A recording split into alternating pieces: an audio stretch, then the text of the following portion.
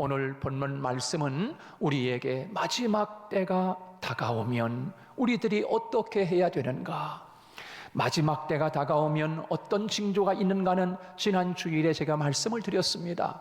징조, 어떤 징조가 있는가? 하나님 나라 가는 백성들을 더 이상 하나님 나라에 가지 못하도록 어떻게 하면 적그리스도들이 일어나서 우리 성도들을 미혹한다. 많은 이들을 미혹한다는 거예요. 근데 그 적그리스도, 우리를 미혹하는 영이 뿔 달리고 나타나면 금방 알잖아요. 저거는 귀신이다, 저거는 사탄이다, 우리를 미혹한다. 금방 아는데, 이게 우리를 미혹하는 영은 아주 광명의 천사로 가장하고 그리고 와서 우리들을 미혹한다는 거예요. 혹해서 빠져가서 보면은 시간 낭비하고 믿음 준비, 기름 준비 못하고 있다가 주님이 재림하는 그때에 우리가 큰 낭패를 보게 하기 위하여 우리들을, 이 마지막 때의 징조는 우리들을 미혹하는 영이 세상에 난무한다는 거예요. 난무한다. 어떤 큰 내가 대한민국에 예수가 대한민국에 제일 많다고 하지 않습니까?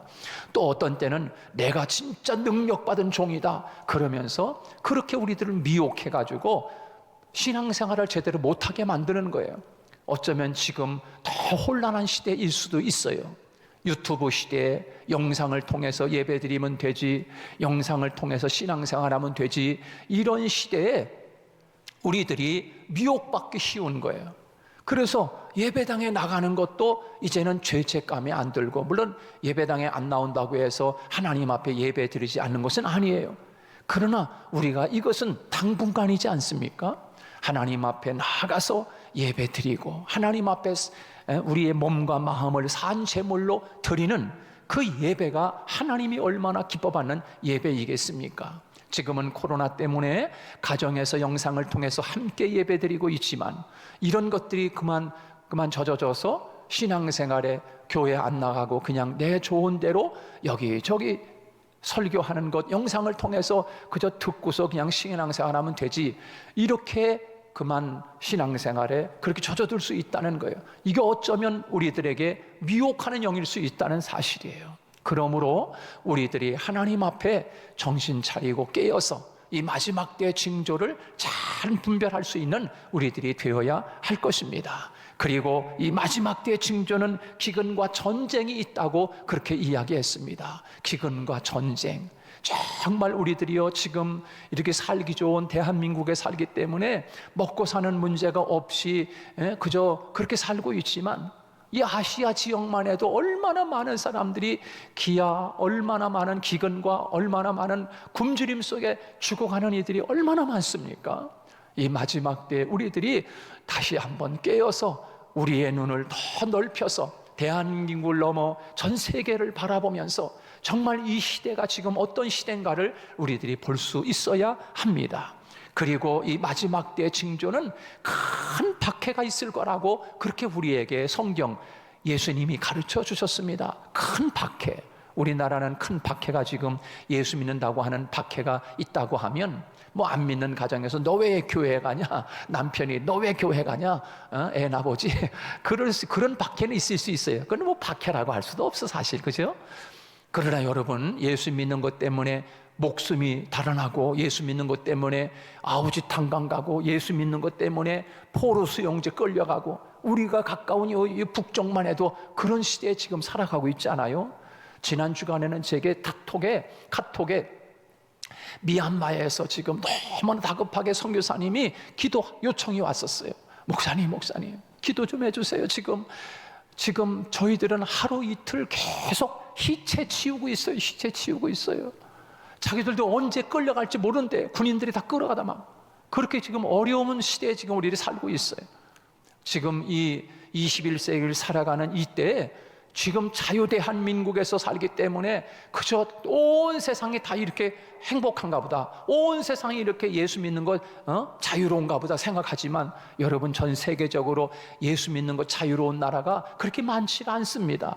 우리가 이 놀라운 축복의 이 나라에 지금 우리가 살고 있는 것에 대해서 우리들이 깨어서 정말 이 아름다운 세상을 잘 지켜가야 할 줄로 믿습니다. 마지막 때에는 어떤 징조가 있는가? 불법과 사랑이 식어진다고 이야기하고 있습니다. 정말 사랑이 식어지고요, 이웃 사랑하는 것, 내 동료 사랑하는 것, 형제 사랑하는 것, 이 사랑이 식어지는 거예요. 그리고 자기를 사랑한대요. 이게 마지막 때 징조래요. 예수님이 가르쳐 주신 거예요. 자기를 사랑하고 또 뭘 사랑해요? 돈을 사랑한다 그랬어요. 돈을 사랑하고 쾌락 사랑하고 자기를 사랑하고 다른 사람 사랑하는 게 식어진다는 거예요. 식어진다. 그래서 이 때가 되면 이 마지막 징조는 바로 그런 것들이에요. 그래서 우리들이 깨어서 지금은 바로 이 마지막 때에 우리가 살고 있구나. 어떻게 해야 되는가? 정말 우리들이 이 마지막 이때의 징조를 모르면 주님이 가르쳐 주셨어요. 너희들이 무화과 나무 잎이 피면은 봄이 온 줄 깨닫지 않았냐? 바로 이와 같은 증상들이 나타나면 마지막이 온 줄 깨달으라는 거예요. 겨울이 지나고 봄이 오면 새싹이 돋으면 새싹 돋는 것을 보면 지금 봄이 왔구나, 이렇게 아는 것처럼 말입니다. 여러분, 그런데 우리들이 때로는 신앙에 잠을 자고 있으면은 마치 노아의 때와 같이 허구한 날 무슨 비가 와? 이렇게 날이 좋은데 무슨 비가 와? 그러면서 먹고 마시고 즐거워하고 시집가고 장가가고 집 짓고 쾌락에 빠져가지고 신앙의 깊은 잠을 자는 정말 그런 때 어느 날 갑자기 우두두두둑 비가 떨어지는 모습을 바라보면서 이게 무슨 비냐? 이게 비가 아니라 심판의 비야. 심판의 비. 노아는 여러분 그 허구한 날 배를 만든다고 아라랏산으로 톱과 망치를 들고 출근하는 노아를 바라보면서 수많은 사람들이 그랬을 거예요. 저런 바보 같은 사람, 노아 이 양반아, 지금 시기가 어떤 시기인데 배를 만들고 있노? 아이고 바보 같은 사람, 열심히 돈이나 벌지 어찌 배를 만든다고 저렇게 매일 출근하는 거?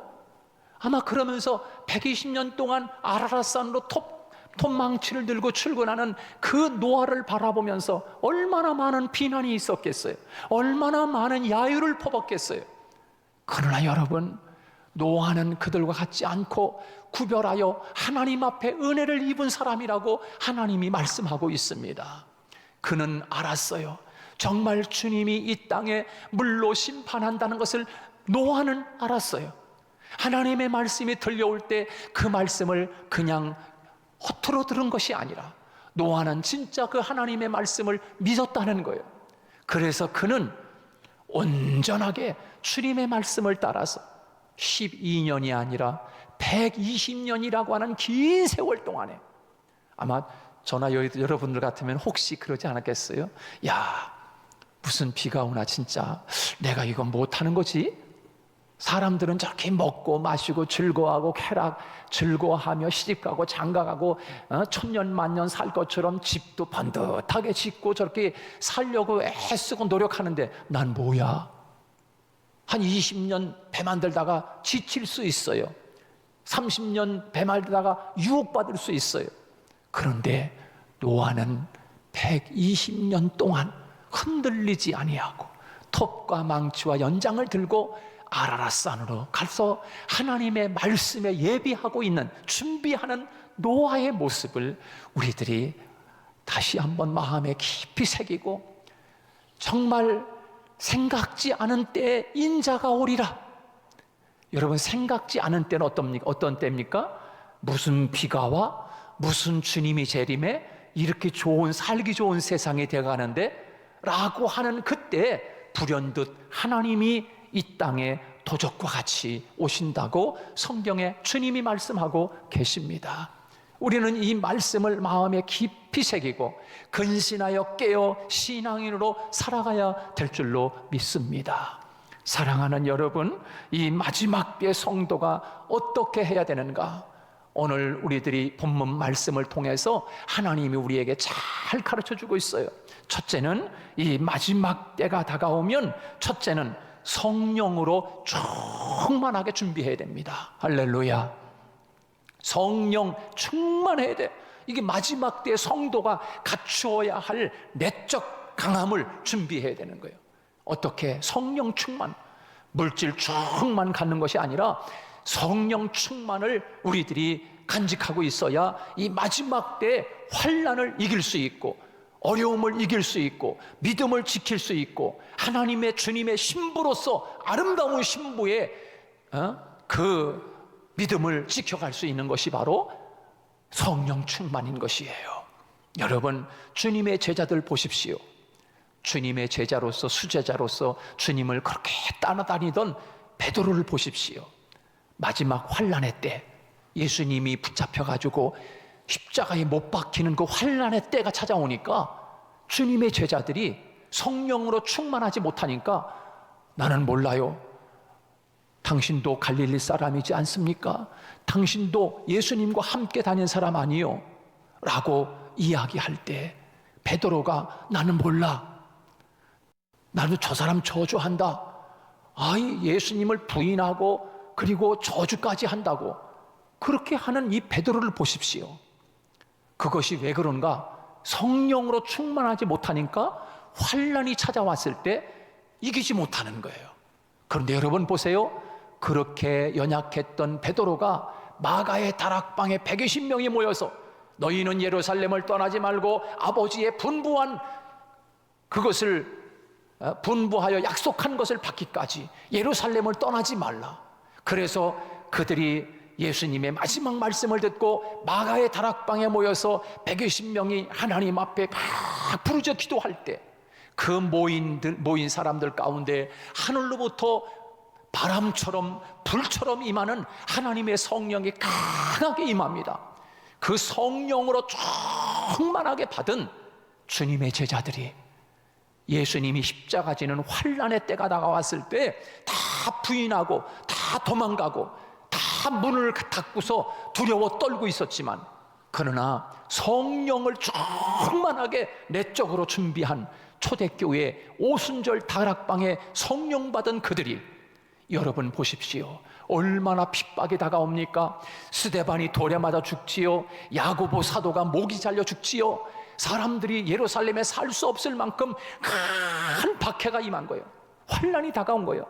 그러니까 예루살렘에 있을 수가 없어요. 주님의 제자들이 여기저기 다 흩어집니다. 그때 여러분, 그렇게 쫄짱부 같았던 베드로를 보십시오. 베드로 사도가 사도행전 2장에서 그 많은 유대 지도자들, 지금으로 말하면 국회의원들, 지금으로 말하면 장관들 앞에 놓고 베드로가 말씀을 전합니다. 그게 사도행전 2장에 보면 잘 보여주고 있어요. 베드로의 설교. 그 설교하는 내용을 보면 얼마나 강력한지요. 당신들이 예수님을 십자가에 못 박은 장본인들이요, 회개하시오. 당신들이 죄인이요. 그러니까 옛날 같으면 조그만 여자아이가, 당신도 그 예수와 함께 다녔죠? 당신도 갈릴리 사람이죠? 이렇게 얘기하니까 베드로가, 나 몰라, 나도 당신과 함께 저 사람 저주해. 이렇게 쫄짱부 같던 베드로가 사도행전 2장에서 설교하는 내용을 보십시오. 비교를 한번 해보십시오. 얼마나 사자같이 강한지. 당신들이 바로 예수님을 십자가에 못 박은 죄인들이다. 그러니까는 그 말씀을 듣던 사람들이 어떻게 합니까? 어찌할꼬? 큰일 났네. 우리가 어찌할꼬? 그 말씀을 들었던 사람들이 어찌할꼬라고 이야기합니다. 그때 베드로가 하는 말이, 회개하시오. 그리하면 성령을 선물로 받을 것이요. 할렐루야. 얼마나 강하고 담대하게 복음을 전하는지요. 그 말씀을 듣고 다 회개하는 역사가 일어난 거예요. 베드로의 설교를 듣고 3,000명이 몰려옵니다. 베드로의 설교를 듣고 5,000명이 몰려옵니다. 이렇게 성령으로 충만한 가운데 말씀을 전하고 담대하게 나가는 거예요. 그렇게 환난이 심했던 그 초대교회 당시에 어떻게 이렇게 베드로가 그 믿음을 지키고 사도의 직분을 감당할 수 있었는가? 그것은 바로 성령 충만이었다는 것입니다. 그러므로 마지막 때가 다가오면 우리들이 뭘 준비해야 되는가? 어디로 도망갈 궁리를 준비하는 것이 아니라 우리는 믿음의 사람으로서 성령의 기름, 성령의 충만함을 위해서 하나님 앞에 기도해야 돼. 그 성령 충만하면 세상을 이기는 믿음의 사람이 되는 줄로 믿습니다. 그것이 오늘 우리들에게 주시는 하나님의 말씀인 것이에요. 여러분, 두 번째로 이 마지막 때가 다가오면 우리들이 무엇을 준비해야 되는가? 첫째는 성령 충만 위해서 기도해야 돼요. 두 번째는 마지막 때가 다가오면 거룩한 행실과 경건에 힘써야 합니다. 거룩한 행실. 거룩하다는 건 뭡니까? 거룩하다는 것은 구별된다는 거예요. 다시 말해서 노아가 노아 시대의 사람들과 구별됐어요. 그렇잖아요? 저 사람은 이상한 사람이네. 우리와 달라.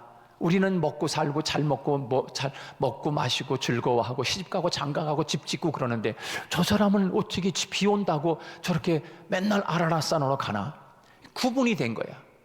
여러분, 이 마지막 때 우리들이 마지막 때가 다가오면 우리들이 거룩한 행실, 다시 말해서 하나님 앞에 나 자신을 돌아보면서 거룩한 행실로 준비하고 경건에 힘써야 된다라고 우리에게 말씀해 주고 있는 것입니다.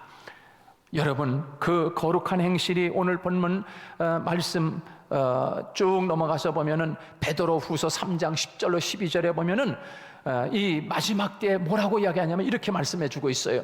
물질이 뜨거운 불에 풀어지고 땅과 그 중에 있는 모든 일이 드러나리로다. 이 모든 것이 이렇게 풀어지리니 너희가 어떠한 사람이 되어야 마땅하냐? 어떠한 사람이 되어야 마땅한가? 이 마지막 때에 거룩한 행실과 경건으로 하나님의 날이 임하기를 바라보고 간절히 사모하라. 이렇게 말씀해 주고 있습니다. 그렇습니다. 이 마지막 때에 거룩한 행실, 경건함으로 하나님의 날이 임하기를 사모하라고 우리에게 말씀해 주고 있습니다. 여러분, 결혼을 앞둔 신랑을 맞이할 날이 가까우면 신부가 어떻게 합니까? 금방 결혼한 우리 친구 어때요? 신랑을 맞이할 그날 딴딴따단 하면서 결혼하는 날이 가까우면 신부가 어떻게 합니까? 호랑방탕하고 다른 남자친구들 만나고 다니면서 술 먹고 다니면서 이렇게 합니까?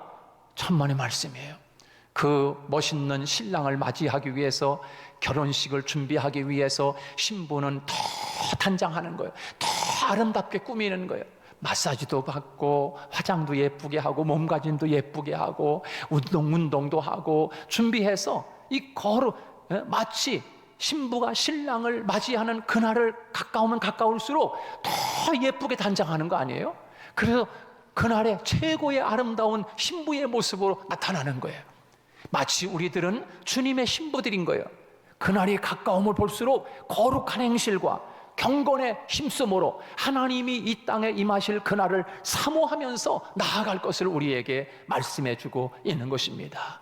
그렇습니다. 마지막 때가 가까이 오면 우리들이 어떻게 해야 되는가?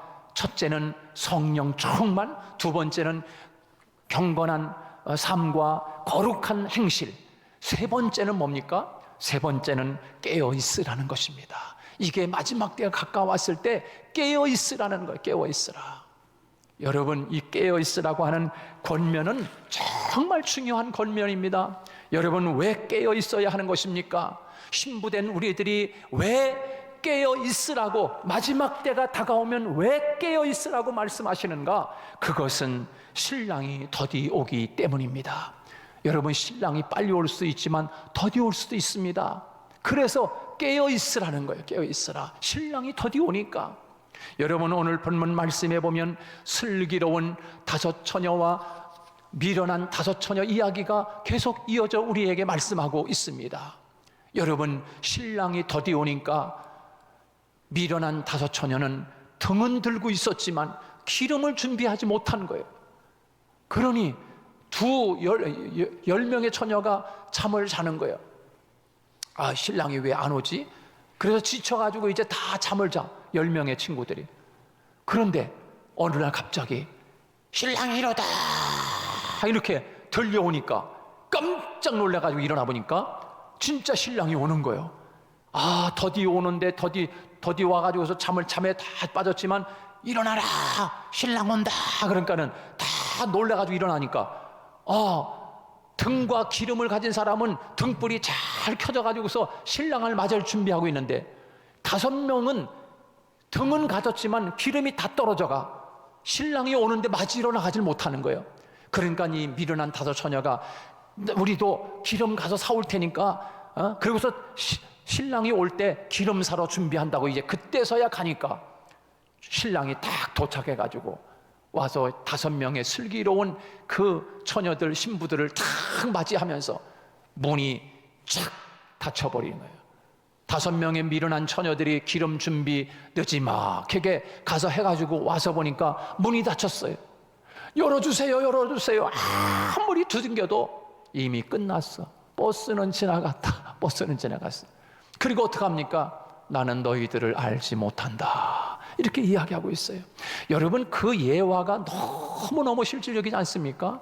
여러분, 마지막 때에 주님이 더디 오기 때문에 깨어있지 않으면 안 돼요. 여기서 깨어있으라고 하는 것은 등만 가지지 말고 기름을 함께 준비하라는 거예요.